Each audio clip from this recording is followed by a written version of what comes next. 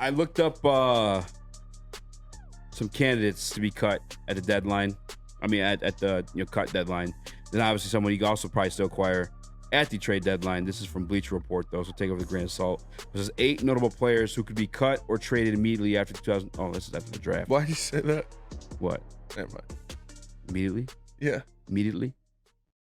How did I say it? Yeah, take it with a grain of salt. Oh, from Bleacher Report? Yeah. I probably shouldn't be doing that. Shout out Bleacher Report. Love you guys. My faves. Damn. Shout out to fam. That was, All right. I'm starting hot and heavy. Literally heavy. Kenny Clark, Green Bay Packers, is on this list. No. I don't see them getting rid of that guy. I don't see them getting, and I way too definitely good. don't see them giving him to the Lions. Yeah, Kenny Clark's a dog.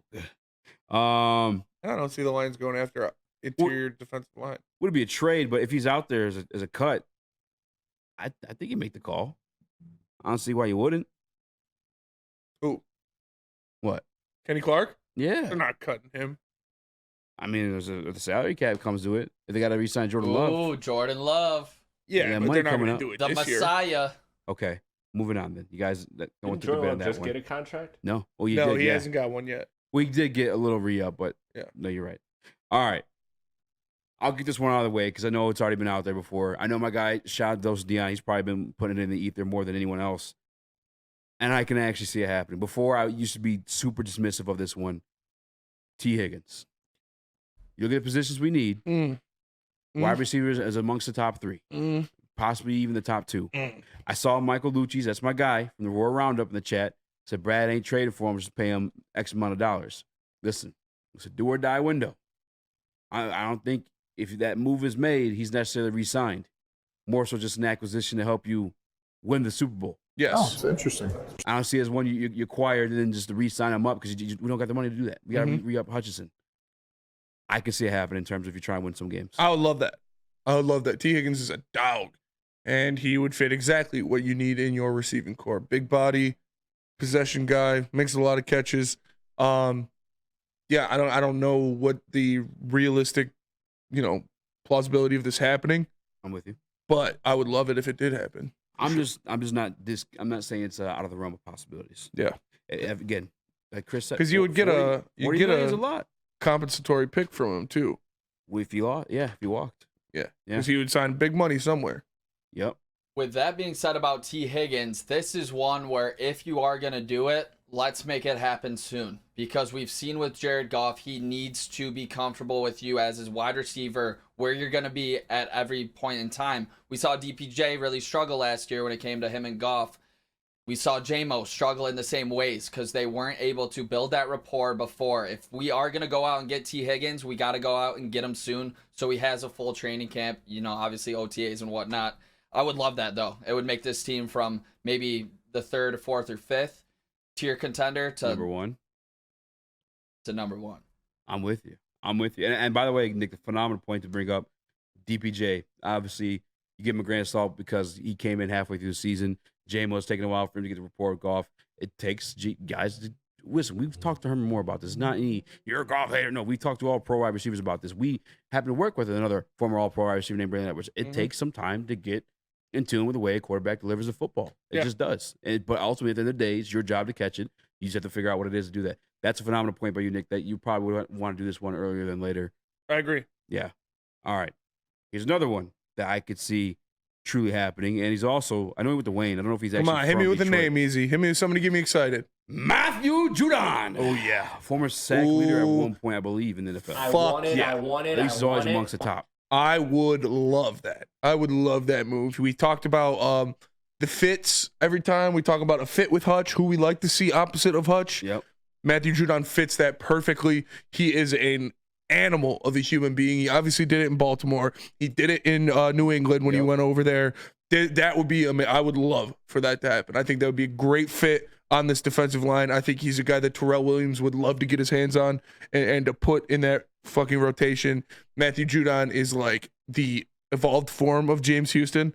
Yeah, that's what I'm saying. Like, he's the evolved form of James Houston. So, yes, I would love that. Matthew Judon would be, that would be amazing. And Chase Amley in the Woodward Sports chat, Judon went to GVSU. Shout out Grand Valley State. That's right. I said Wayne State. I apologize. That's the one for me.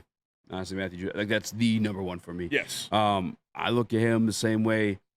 And I'm very bad with names, so you guys have to play the guessing game here. But he used to play for the 49ers. He's getting a bunch of trouble, but he always comes back. Alden Smith. Those long arms, just constantly causing problems. Like, that's a situation where you want to talk about pressures. It could be, as long as they're negatively impacting the quarterback. Well, Hutch not famously known for, but during the combine process, people were questioning the length of his arms. There's none of that with Matthew Judon. And if you're getting a pressure situation with him, and he's able to get his hands up and tip one of those balls, and you just so happen to have a guy like Jack Campbell, who played in college. Brian Branch. Terry Arnold, who's already picking off Jared Goff in practice right now.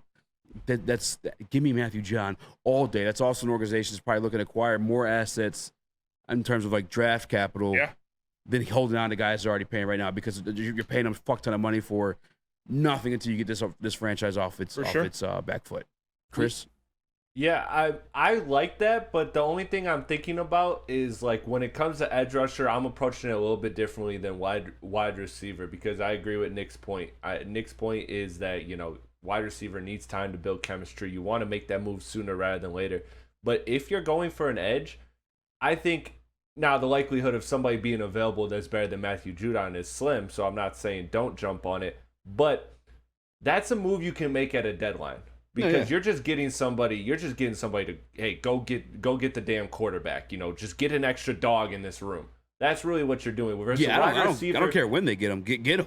I agree. But I'm saying that's like, if you are planning on using that money to get a premier edge, if that edge is not available right now, then I'm comfortable waiting with that versus a wide receiver. A wide receiver, if you're looking at it from Brad Holmes, Dan Campbell's perspective, and you feel like your number one need is wide receiver, that's what's going to put you over the hump. Execute that move right now. But if it's an edge rusher, I mean, if a guy like Judon's on the table, you go for it. But we're not saying they got to do it right now. We're just saying we're just giving out names. But there's a little bit of a luxury with an edge where you can kind of wait. You don't have to necessarily strike that move right now. Well, let me give you a wide receiver. Or you got some real quick, Nick? Yeah, I'm in on Judon for sure. And I think the difference between bringing Judon in compared to T. Higgins is our offense is already elite. You're just adding to that. Our defense is the question mark for this team.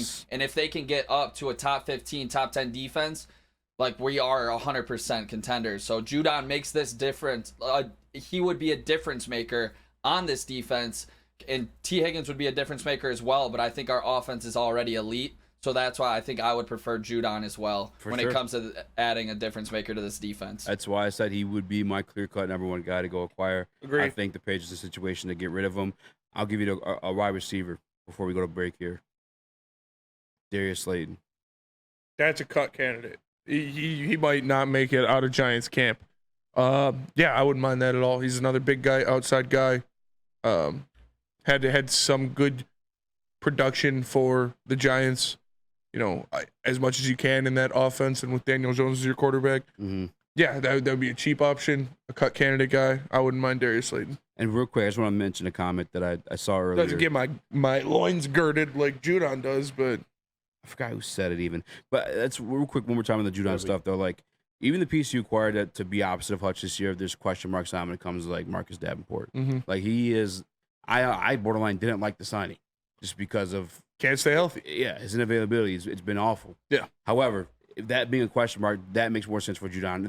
The comment I saw in the Woodward Sports chat, no Patriots players. Brother. Yeah. This guy performed with the Ravens and the Patriots. That's not a Patriots player. That's a player. That is a dog. Yeah, he's going to go out there and get it regardless no matter what. That's a guy you want on this team. For sure. Multiple different schemes, multiple different systems. Bald. All throughout all of them. With $40 million too, you could probably look at doing, a best case scenario where you can get Judon and some type of cheap receiver too that adds value to that receiving core. Yeah. So that's the luxury of having all of that cap space. And you can't think of it if they do bring in an old Patriot player. You got to close the yearbook on the old regime. Yeah. Like, if they're bringing somebody in, they trust that he's going to be a fit in this locker room and be a difference maker on this team. You cannot think like that anymore. Yeah, Judon isn't a guy that only had success because he was on the Patriots and stuff like that. Like, that's not true. He's a dog, and he would fit any scheme. Absolute dog. Another name of this list is Greg Newsome, but we've kind of addressed the cornerback room. I mean, I wouldn't be mad if that's something they decide to do. I would highly doubt that. Yeah. That's what I'm.